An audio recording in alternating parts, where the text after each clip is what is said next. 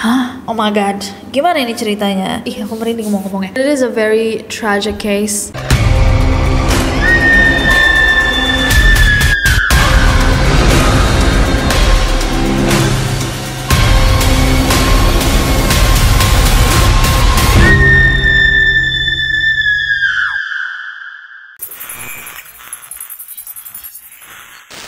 Hey guys, it's Nessie and welcome back. Kalau kalian belum subscribe ke channel ini, jangan lupa klik tombol subscribe di bawah, terutama untuk kalian neroris yang tergabung dalam 11 juta neroris. Nah, kalau udah jadi 11 juta neroris berarti udah subscribe ya? Ya udahlah, yang belum subscribe langsung aja subscribe biar kita punya 20 juta neroris.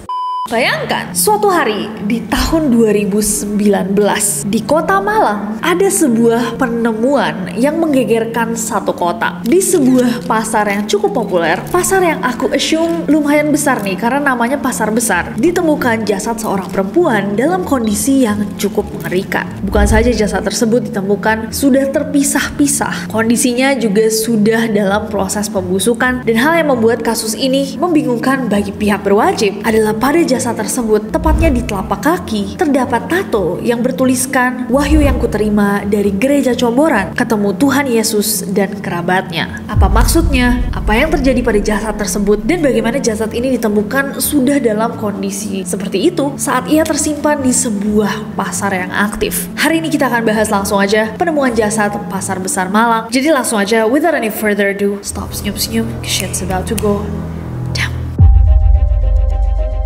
Jadi Selasa siang pada 14 Mei tahun 2019, ada seorang pedagang di Pasar Besar Malang, Bapak Muhammad Effendi, yang mencium kok ada aroma-aroma tidak sedap yang berasal dari lantai atas dari bangunan tempat dia bekerja, Pasar Besar. Nah, lantai 2 dan 3 dari Pasar Besar itu tadinya digunakan sama Matahari Department Store. Tapi setelah terjadi kebakaran di tahun 2015, area tersebut tuh kosong, udah nggak dipakai lagi. Nah, Bapak Muhammad Effendi yang tadi itu mikirnya bahwa kayaknya nih di lantai atas tuh ada bangkai tikus, dan bau busuk tersebut datang dari bangkai binatang. Akhirnya dia melaporkan ke petugas untuk dibersihkan. Nah, saat petugas naik ke lantai atas untuk mencari tuh sumber dari bau tersebut, bukannya bangkai tikus atau binatang lain yang ia temukan, tepat di bawah tangga petugas malah menemukan ada sepasang kaki manusia dalam kondisi yang sudah membusuk. Kaget dong pastinya tiba-tiba nemu ada sepasang kaki manusia. Sang petugas langsung melaporkan hal itu ke polisi, dan gak lama pihak kepolisian pun tiba di TKP. Nah, saat bapak-bapak polisi datang, mereka mencoba untuk mengamankan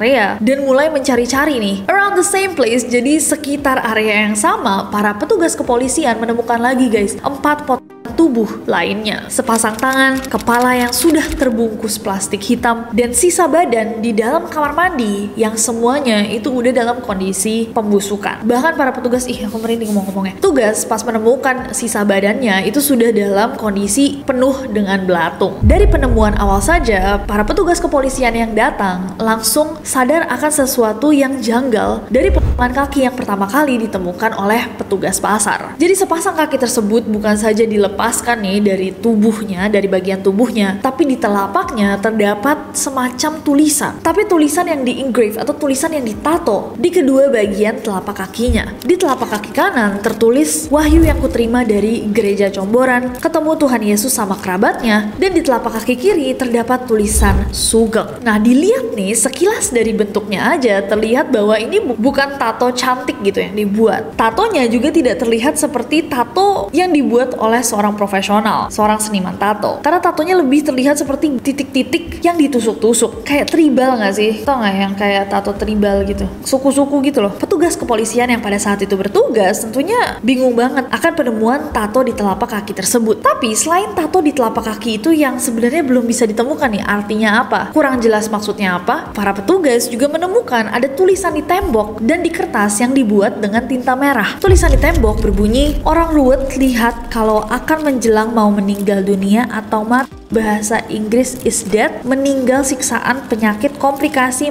mengenaskan." Sedangkan tulisan di kertas berbunyi, "Pusat ruwetanmu dimanapun berada yang kamu buat sarang ruwet-ruwetanmu, semua terbukti jadi ruwetnya ratusan juta terbelah sama keranda yang dipikul pendosa. Innalillahi wa innalillahi rojiun. Ikannya ruwet-ruwet si Yita plus Suyitno jadi seluruh Semalang Raya, Kota Malang, Jawa Timur. Very confusing, sangat-sangat membingungkan. Akhirnya, potongan tubuh, surat, dan barang bukti lainnya seperti pakaian dan celana yang ditemukan di TKP diamankan untuk diselidiki lebih lanjut.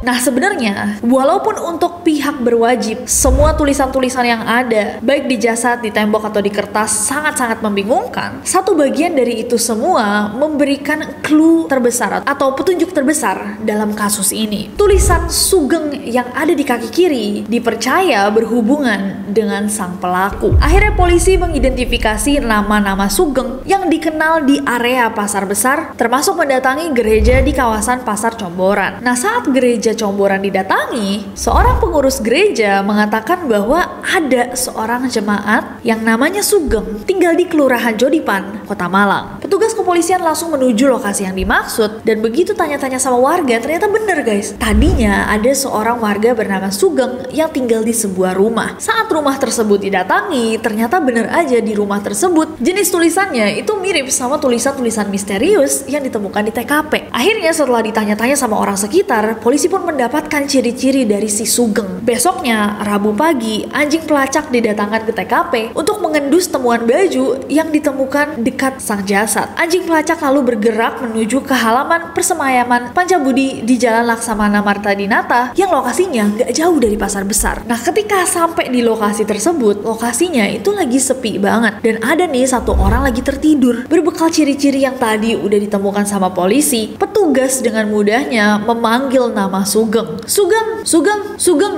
Dan pria tersebut menoleh. Langsung ia dimintai keterangan awal dan di situ juga dia mengakui kejahatannya di Pasar Besar. Lalu dia diamankan untuk diperiksa lebih lanjut.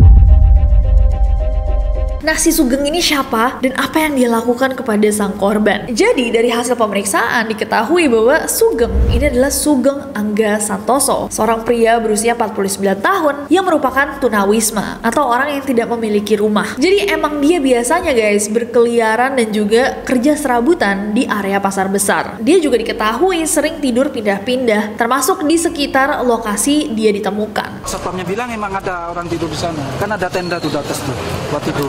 Sering Iya, sering ketemu. ada apa informasi orang bilang Nggak ada.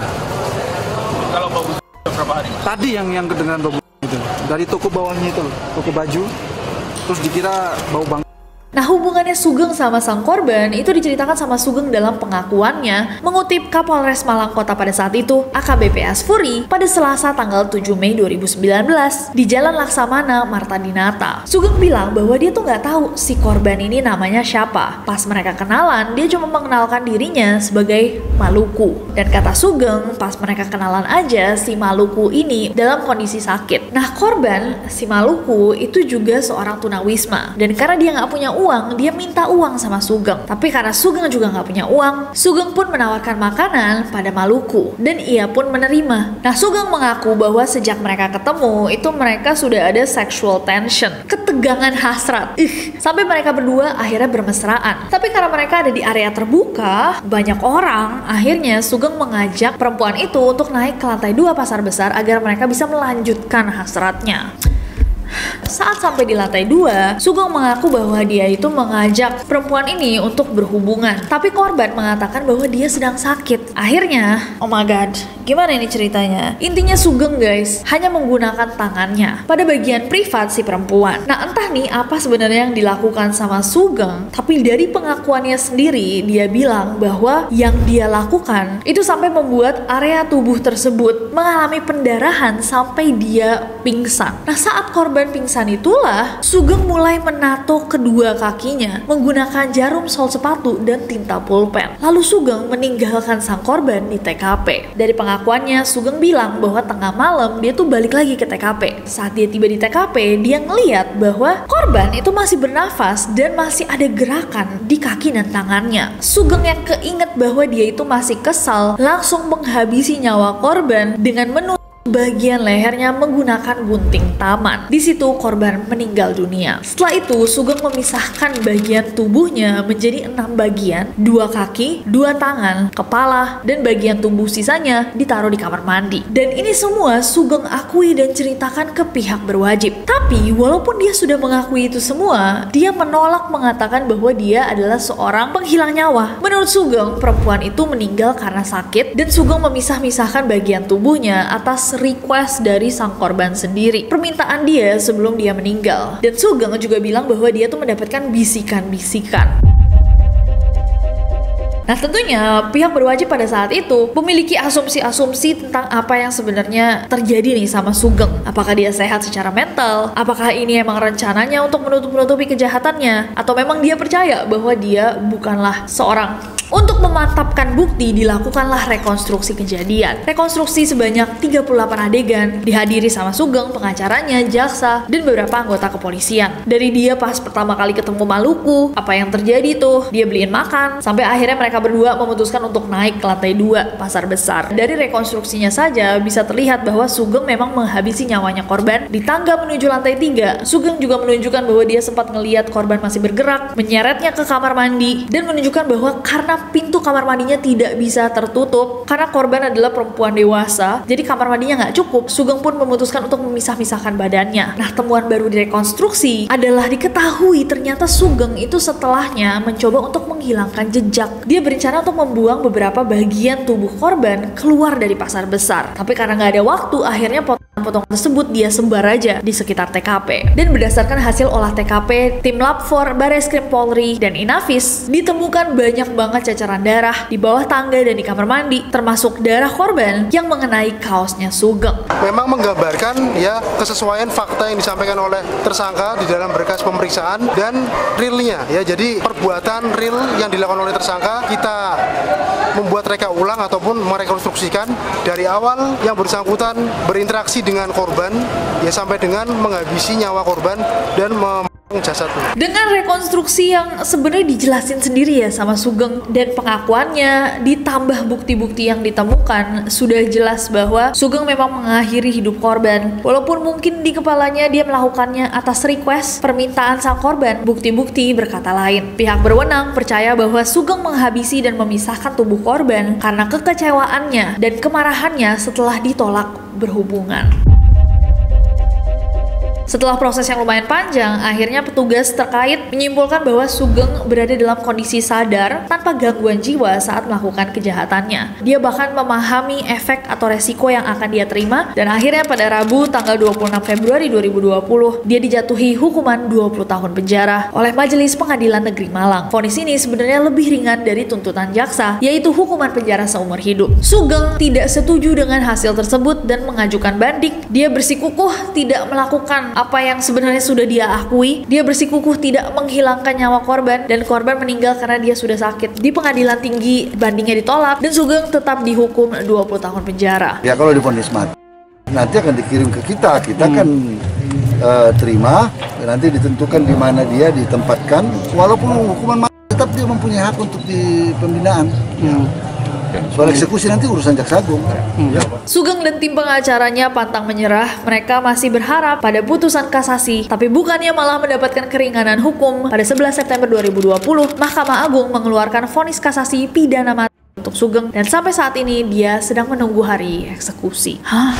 Well, Naroris, gimana menurut kalian? 5 tahun udah berlalu sejak kasus ini terjadi, tapi walaupun pelakunya sudah ketemu, kejadian ini masih meninggalkan banyak tanda tanya. Saat polisi sempat mencari-cari juga nih, apakah Sugeng nih memang memiliki riwayat penyakit mental? Ternyata orang-orang yang dulu sempat tinggal di sekitar Sugeng mengatakan bahwa bukan saja dia punya riwayat penyakit mental, tapi juga dia memiliki beberapa riwayat kasus kriminal di lingkungan rumahnya. Menurut salah satu tetangganya dulu, Sugeng itu pernah memotong lidah dari mantan kekasihnya sampai dia mendapatkan vonis 3 tahun penjara serta rekomendasi untuk menjalani perawatan di rumah sakit jiwa. Di tahun 2011 dia juga pernah dilaporkan ke polisi karena hampir membakar rumah salah satu tetangganya tanpa alasan yang jelas. Ada juga yang mengatakan bahwa Sugeng pernah memukul kepala ayahnya sendiri dengan palu sehingga dia diusir dari kampung karena selalu membuat geger dan resah para warga. Dia memang warga Jodipan Wetan Gang 3. Itu kurang lebih 7 tahun yang lalu. karena dia memang punya semacam penyakit, tidak tahu semacam kayak penyakit stres atau depresi atau gimana saya kurang tahu. Sebab dia pernah berbuat semacam kayak memotong lidah pacarnya. Terus yang kedua pernah memukul ayah kandungnya dengan palu. Dan yang ketiga bikin onar membakar kasur dibuang ke tetangga. Kejadian itu kurang lebih hampir ya itu tadi 7 tahun yang lalu. Setelah itu rumah itu dijual, setelah itu tidak ada kabarnya. Dan dia pindah-pindah. Ada yang tidur di jalan raya. Kalau saudaranya banyak, cuman kayaknya sudah tidak menerima. Sampai hari ini belum diketahui juga sebenarnya apa maksud dari tulisan-tulisan yang ada di TKP. Dan misteri terbesar sampai hari ini adalah tidak ada yang mengetahui siapa sebenarnya sang korban. Selain nama Maluku yang dia gunakan untuk mengenalkan dirinya pada Sugeng, saat ditemukan jasadnya tuh sudah mulai mengeras. Jadi sidik jarinya sudah tidak bisa terdeteksi dan sudah hancur karena jenazahnya sudah terlalu lama. Kondisi korban memang untuk muka itu sudah tidak bisa dikenali dengan jelas. Ya, kemudian juga badannya sudah membengkak, ya, menghitam. Di TKP juga tidak ditemukan identitas dari korban tersebut. Jadi kita masih mengalami kendala, termasuk juga saksi-saksi yang kami lakukan pemeriksaan ini masih belum mengetahui siapa korban. Sketsa wajahnya juga sempat disebar sama polisi, tapi gambarnya malah di-roast di internet guys. Karena semua yang ngeliat bertanya-tanya siapa ini sketch artistnya, kenapa gambarnya kayak gambar anak kecil. Walaupun Kasat Reskrim Polres Malang pada saat itu, AKP Komang Yogi mengatakan bahwa nggak lama setelah sketsa tersebut disebar, ada 4 orang yang melaporkan kehilangan keluarganya, tapi ternyata semua orang hilang yang dilaporkan itu tidak sesuai dengan ciri-ciri korban. Dugaan akhir pihak kepolisian adalah sang korban ini memang sudah tunawisma dari kecil, sehingga tidak ada orang yang mencari dia. Atau aku sempat baca-baca sebenarnya di internet atau forum-forum tuh orang-orang juga pada mikir kayak mungkinkah Maluku itu menunjukkan dia tuh datang dari mana. Jadi emang dia itu dari tempat yang jauh, akhirnya ya dia nggak punya orang-orang yang sebenarnya mengenal dia karena dia keluarganya aslinya bukan dari Pulau Jawa, tempatnya Malang. Very sad and crazy case. Gimana menurut kalian, Neroris, tentang kasus yang satu ini? Sedih sih sebenarnya sampai hari ini tidak diketahui siapa sang korban dan di mana keluarganya. I don't know, mungkin karena sempat ramai lagi, berita ini tersebar lebih luas sampai akhirnya ada yang menyadari. But it is a very tragic case. Kita doakan agar korban beristirahat dengan tenang. Terima kasih Neroris yang sudah merequest kasus ini. Kasus yang benar-benar bikin aku merinding berkali-kali. I don't know what to say. Selain stay safe, aman-aman Neroris, sehat-sehat, jaga diri. I love you very much. By the way Neroris, buat yang tanya, merch Neror udah bisa dibeli di bawah description box. Hari ini aku pakai yang Neroris ini yang semua conspiracy theories ya. Semua teori konspirasi kesukaan kita aja gue kalian pakai, bisa tanya teman kalian. Lo tau yang mana? Hari ini aku pakai size M, so if you want it, kalau mau kembaran bareng aku bisa langsung aja di link di bawah, oke? Dan jangan lupa subscribe karena aku gak sabar untuk ketemu kalian lagi lusa atau besok. Kita lihat, karena jadwal ngupload di musim hujan ini rada sulit Neroris, to be honest. Kadang-kadang ada aja masalah-masalah sama internetnya, sama listriknya yang tidak terprediksi. Jadi, mendingan subscribe biar kalian dapat notifikasi. So, I will see you guys next time. Bye-bye.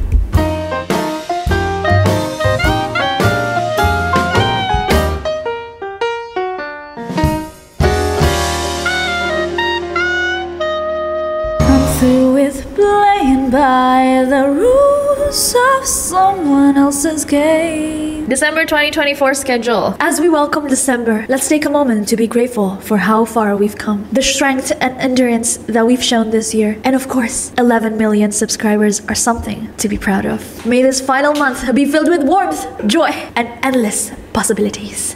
Let's finish this year strong. Boleh. Dan di telapak kaki. Nah, petugas waktu memotong dan berdasarkan hasil olah TK